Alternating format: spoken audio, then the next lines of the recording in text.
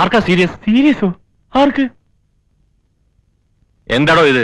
നിങ്ങളല്ലേ പറഞ്ഞ സീരിയസ് ആണെന്ന്? ഏയ്, സാറിനെ ഒന്ന് അത്യാവശ്യമായിട്ട് കാണണമെന്നേ ഞാൻ പറഞ്ഞുള്ളൂ. താൻ എന്താ ഈ രാത്രിയില്? എന്താ കാര്യം? ഫോൺ ചെയ്തപ്പോ സാർ അങ്ങനെ പറഞ്ഞുകൊണ്ടാണ് ഞാൻ ഈ പാതിരാത്രിക്ക് തന്നെ വന്നത്. ഫോൺ ചെയ്തപ്പോഴോ? എനിക്കാരും ഫോൺ ചെയ്തിട്ടില്ലല്ലോ. അയ്യോ, അപ്പൊ ആരാ അങ്ങനെ പറഞ്ഞത്? എങ്ങനെ? ചെമ്മീൻ പുഴുങ്ങി തിന്നാൻ. തനിക്കെന്താ ഭ്രാന്തുണ്ടോ? എന്നാൽ ഇയാളായിരിക്കും. കാണാത്ത പറഞ്ഞാലല്ല. തനിക്കിപ്പോ എന്താ വേണ്ടത്? ചരക്ക് ക്ലിയർ ചെയ്യാനുള്ള എല്ലാം ശരിയായിരിക്കാം. സാർ ഇനി ഒപ്പിടുകയേ വേണ്ടു. ഇനിയും താമസിച്ച എന്റെ ചെമ്മീൻ ചീഞ്ഞു പോകും സാർ. താൻ പേപ്പർ എല്ലാം കൊണ്ടുവന്നിട്ടുണ്ടോ? കൊണ്ടുവന്നു, സാർ. ഒപ്പിട്ട് തരാം. മോള് പോയി ഉറങ്ങിക്കോ. Good night daddy. Good night.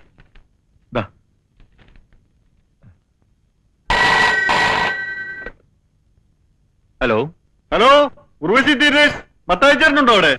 ആര്? മത്തായി, മത്തായി. എടാ മത്തായി, എന്താ സാറേ? നിനക്കാ ഫോൺ. എനിക്കോ? ഹലോ ഹലോ, മത്തായാണ്. കാട്ടുകുതിരക്ക് എന്താ പറയറ്റ്? കാട്ടുകുതിര? സൂര്യസോമന കാട്ടുകുതിര. ഇക്കാലത്ത് ആരാണ് സാറേ കുതിരപ്പുറത്ത് പോണത്? ഒരു സ്കൂട്ടർ പോരെ? സ്കൂട്ടറോ? പുതിയതായിരിക്കും അല്ലേ? ഓട്ടോ ഉള്ളതാണോ? പിന്നെ നല്ല ഓട്ടോ അല്ലേ? എന്നാലേ 30-ാം തീയതി ഞങ്ങൾക്കൊന്ന് വേണം. ഒഴിവുണ്ടാവോ? 30-ാം തീയതിയാ? അത് തിങ്കളാഴ്ചയാണല്ല, ഞങ്ങൾക്ക് ഞായറാഴ്ചയാണല്ലോ ഒഴിവ്. അതൊന്ന് തിങ്കളാഴ്ചത്തേക്ക് അഡ്ജസ്റ്റ് ചെയ്യാൻ പറ്റുമോ? അത് സാറിനോട് ചോദിക്കണം. എന്താടോ? എന്റെ ഞായറാഴ്ചത്തെ ലീവ് തിങ്കളാഴ്ചത്തേക്ക് ആക്കാൻ പറ്റുമോന്ന്. എന്തിനാ? ഹലോ, എന്തിനാണ്? ഒരു കളി തരായിരുന്നു സാറേ. ഒരു കളി തരാമെന്ന് വെച്ചിട്ട് പോടോ.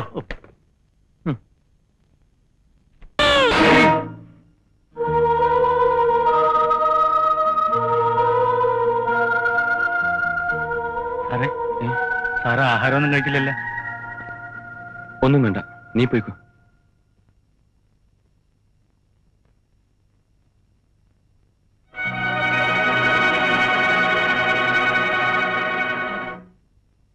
ഉർമീസ്,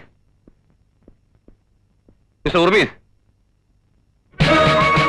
എന്താ ഇവിടെ പ്രോബ്ലം? എന്ത് പ്രോബ്ലം? ഇവിടെ ഒരു പ്രോബ്ലം ഇല്ല. നിക്ക്, ഇവിടെ നടന്ന് അറിഞ്ഞിട്ട് തന്നെയാ ഞാൻ വന്നിരിക്കുന്നത്. ഇവിടെ ഒന്നും നടന്നിട്ടില്ല. നിങ്ങളൊന്ന് പോയി തന്നാ മതി. മിസ്റ്റർ ഉർമീസ്, നിങ്ങൾ ആരെയായി ഭയപ്പെടുന്നത്? നിങ്ങൾ ഇവിടെ നിന്നാൽ തന്നെ കുഴപ്പമാണ്. ഒന്ന് പോകാമോ? നിങ്ങളോട് പോകാനല്ലേ പറഞ്ഞത്? പോകാം. അതിനു മുമ്പ് എനിക്ക് നിഷമോളെ ഒന്ന് കാണണം.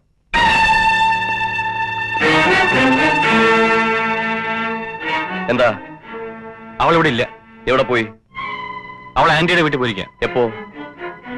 എന്നോട് എന്തിനാ ഈ പോലീസ് ചോദ്യങ്ങളൊക്കെ? ഞാനിപ്പോ സംസാരിക്കുന്നത് നിങ്ങളുടെ പരിചയക്കാരൻ മാത്രമായിട്ടല്ല, സർക്കിൾ ഇൻസ്പെക്ടർ അലക്സ് ആയിട്ടാണ്. നിഷമോൾ എവിടെ? പറയാൻ മനസ്സില്ല. എനിക്ക് എന്തെങ്കിലും കംപ്ലൈന്റ് ഉണ്ടെങ്കിലേ ഞാൻ പോലീസ് സ്റ്റേഷനിലേക്ക് ഫോൺ ചെയ്ത് പറഞ്ഞോളാം. അല്ലാതെ ഇവിടെ കയറി വന്ന് കംപ്ലൈന്റ് ഉണ്ടോ ചോദിക്കേണ്ട കാര്യം പോലീസിനില്ല. മനസ്സിലായോ? ഇരുകാലുകളുടെ തൊഴുത്തിൽ നീ എന്നെ കെട്ടി. എന്റെ വിവാഹം മുടങ്ങി. ഇനി നിനക്ക് ആഘോഷിക്കാം. വെള്ളിത്തിരയിൽ വെട്ടിത്തിളങ്ങുന്ന താരത്തിന്റെ മറ്റൊരു മുഖം ആരാധകർ കൂടി അറിയട്ടെ. അറിഞ്ഞടേ, ലോകം മുഴുവൻ അറിഞ്ഞു കഴിഞ്ഞു. ഇനി എന്റെ നിലവാരം ഇടിയും. കുടുംബത്തിൽ പറഞ്ഞ ഒറ്റ പെണ്ണും ഇനി എന്നെ വിവാഹം കഴിക്കില്ല. അതും കൂടി ആവുമ്പോ നിന്റെ പ്രതികാരം പൂർത്തിയാവും, അല്ലേ? പ്രതികാരം ആണുങ്ങളുടെ മാത്രം ജന്മാവകാശമല്ലെന്ന് ഇപ്പോഴെങ്കിലും ബോധ്യമായോ? 10 മാസത്തിന് മുമ്പ് ഒരു പെണ്ണ് നിങ്ങളുടെ കാലിൽ കെട്ടിപ്പിടിച്ച് കരഞ്ഞു, ഉപേക്ഷിക്കരുതേന്ന് പറഞ്ഞു. അന്ന് നിങ്ങൾ അവളെ ആട്ടി പുറത്താക്കി. ചാൻസ് അന്വേഷിച്ച് മദ്രാസിൽ തെണ്ടിത്തിരിഞ്ഞ് നടന്ന കാലത്ത് നിങ്ങളെ തീറ്റിപ്പോറ്റിയത് അവളാണെന്ന് പോലും ഓർക്കാതെ, സ്വന്തം കുഞ്ഞാണ് അവളുടെ വയറ്റിൽ വളരുന്നതെന്ന് അറിഞ്ഞുകൊണ്ട് തന്നെ നിങ്ങൾ അവളെ പരസ്യമായി തേവിടിച്ചെന്ന് വിളിച്ചു. പ്രതികരിക്കാൻ ശേഷിയില്ലാത്ത ഭീരുവായി അവൾ ആത്മഹത്യ ചെയ്തു. വസ്ത്രം മാറുന്ന പോലെ കാമുകിമാരെ മാറുന്നത് സൂപ്പർ സ്റ്റാറിന് ഭൂഷണമായിരിക്കും. പക്ഷെ എന്നും ഭാഗ്യവും സമയവും അനുകൂലമായിരിക്കില്ലെന്ന് ഓർത്താൽ നന്ന്. നീ ആരുടേത് പറയാൻ? പ്രവാചകയോ? ആ തെരുവ് നാടകക്കാരൻ രാജേന്ദ്രബാബു തീവണ്ടിയിൽ നിന്ന് വീണ് മരിച്ചതിന് മന്ത്രി ഭാർഗവനെ കൊന്നെന്ന് പറഞ്ഞ് നീ കുറെ ഒച്ചയും പേടൊക്കെ ഉണ്ടാക്കി. പേടിച്ച് പിടിച്ച് അയാൾ രാജിവെച്ചു. വിരോധമുള്ള എല്ലാരെയും അതുപോലെ കരുവാരി തേക്കാമെന്ന് കരുതി അഹങ്കരിക്കണ്ട. ഇന്നലെ പെയ്ത മഴയ്ക്ക് മുളച്ച തകരയ്ക്ക് അങ്ങനെ ഏറെക്കാലം പിടിച്ചു നിൽക്കാൻ ആവില്ലെന്ന് കരുതിക്കോ. നിന്നോട് പകരം ചോദിക്കാൻ എനിക്കറിയാം.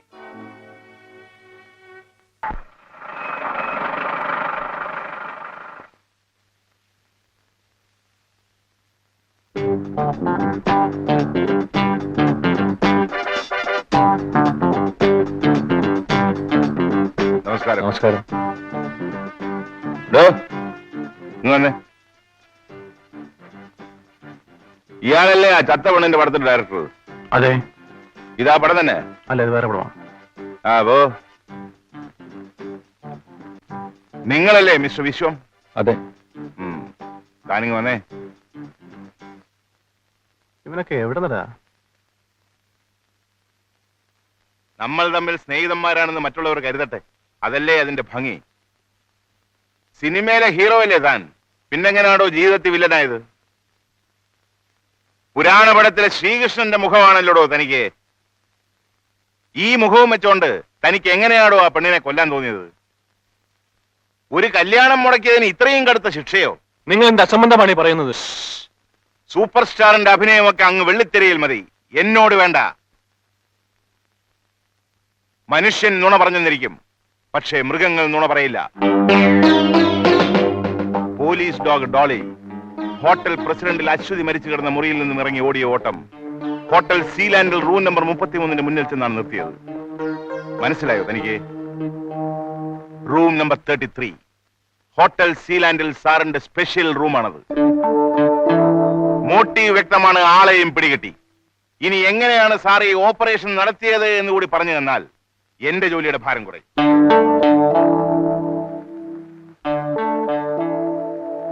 എനിക്ക് ധൃതിയില്ല. ഷൂട്ടിംഗ് എപ്പോ തരും? രാത്രിയാവും. ആയിക്കോട്ടെ, ഒരു വിരോധവും ഇല്ല.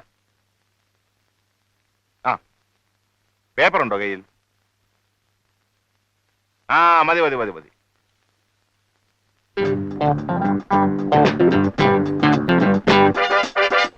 ഷൂട്ടിംഗ് തീരുമ്പോ ഈ നമ്പറിൽ വിളിച്ചാൽ മതി, നമുക്ക് സൗകര്യമായിട്ട് സംസാരിക്കാം. ആ താനിങ് വന്നേ. ഒരു കാര്യം പറഞ്ഞേക്കാം, നല്ലതാണെങ്കിൽ ഞാനും നല്ലതാ. സിനിമയെ കാണിക്കുന്ന ചെപ്പടി വിധി ഒന്നും എന്റെ അടുത്ത് വേണ്ട. വേലത്തരം വല്ലതും മനസ്സിലുണ്ടെങ്കിൽ അത് ഇപ്പോഴേ അങ്ങ് കളഞ്ഞേക്ക്. വരട്ടെ.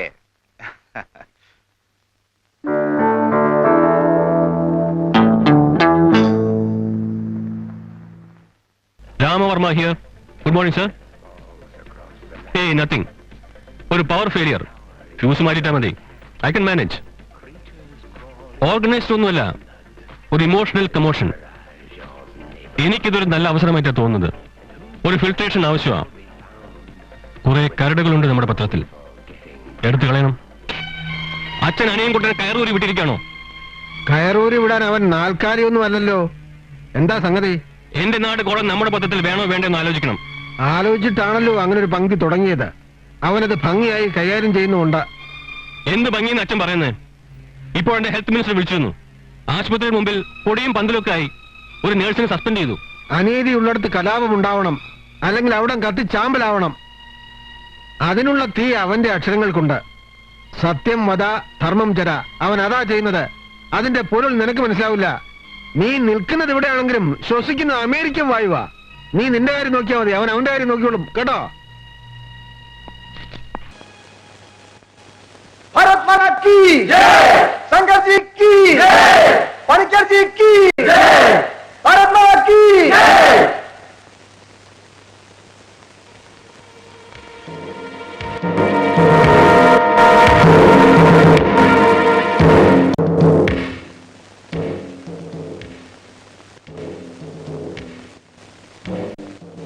इस साल के गणतंत्र दिवस समारोह में शामिल होके आप लोगों से मिलने तथा आपका दिल बहलाने के लिए आए हुए भारत सरकार के माननीय गृह मंत्री महोदय श्री शंकर जी एवं केरल राज्य के डेमोक्रेटिक पार्टी अध्यक्ष श्री पनिकर जी को आप सबकी ओर से और अपनी ओर से मैं हार्दिक बधाई देता हूं।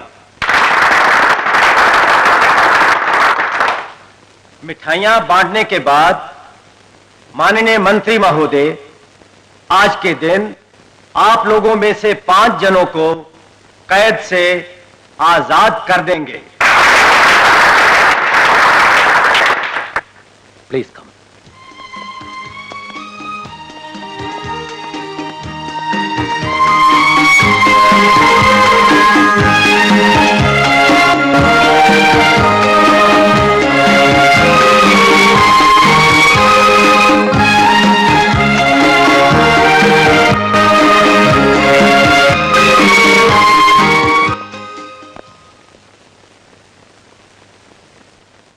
കൊടുക്കാൻ വരട്ടെ.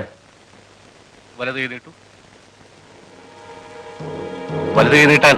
സാർ, അയാളുടെ വലത് കൈക്ക് സ്വാധീനമില്ല. അറിയാം. വലത് കൈ നീട്ടു. പറഞ്ഞു കേട്ടില്ലേ? വലത് കൈ നീട്ടാൻ.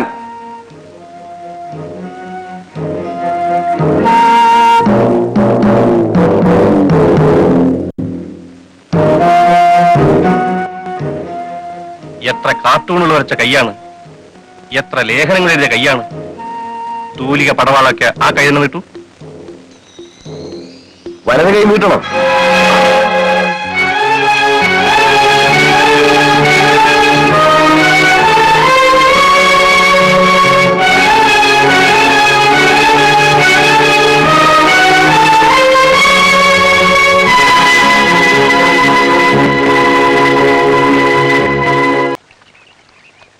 ഒരുപാട് തെറ്റുകൾ ഞങ്ങൾ ജികെയോട് ചെയ്തിട്ടുണ്ട്. ഒരുപാട് തെറ്റുകൾ. ഞങ്ങളോട് ക്ഷമിക്കണം പ്ലീസ് ജികെ. എന്തായത് പണിക്കരേട്ടാ? ആരെങ്കിലും കാണും? ഇവിടെ ഇപ്പൊ ആരുമില്ല, നമ്മൾ മാത്രം. ചെയ്ത തെറ്റുകൾക്കെല്ലാം പരിഹാരം ചെയ്യാൻ ഞങ്ങൾ തീരുമാനിച്ചിരിക്കുകയാണ്. പണിക്കരേട്ടാ പറയേ. ജികെ ഇനിയും വളരണം. ഞങ്ങൾ സഹായിക്കും. നോ, നമുക്ക് വളരണമെന്ന് പറയൂ. ഞാൻ നിങ്ങളെയും സഹായിക്കും.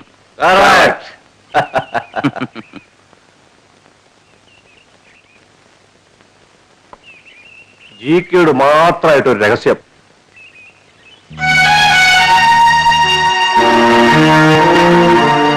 പറയണു. പണിക്കരി ഏട്ടൻ പരമരഹസ്യമായിട്ട് ഇവിടുന്ന് അങ്ങ് മുങ്ങും നൈനിറ്റോളിലേക്ക്. ഇലക്ഷൻ അല്ലേ വരുന്നത്, സ്ഥാനാർത്ഥി ലിസ്റ്റ് തയ്യാറാക്കാനാ. ഇവിടെ ഇന്ന് ഒന്നും നടക്കില്ല. ലിസ്റ്റ് തയ്യാറായാൽ ആദ്യം തരുന്നത് എനിക്കായിരിക്കും. കേട്ടോ ജികെ, ഇലക്ഷനിൽ നമ്മളെ ജയിക്കൂ. ഇന്റലിജൻസ് റിപ്പോർട്ട് അങ്ങനെയാ പറയുന്നത്. ശരി? ഡൗട്ട്? No, definite. ഇലക്ഷൻ ഒന്ന് കഴിയട്ടെ ജികെ. ഇവിടെ പലരും പലരുമാവും. ഈ ചക്കരങ്ങളിലെ ഇവൻ റെഡ് ഫോർട്ടിൽ നിന്ന് പ്രസംഗിക്കും. പിന്നെ അന്ന് നമ്മൾ ഒന്നായിരിക്കണം. പിന്നെ ഷുവർ.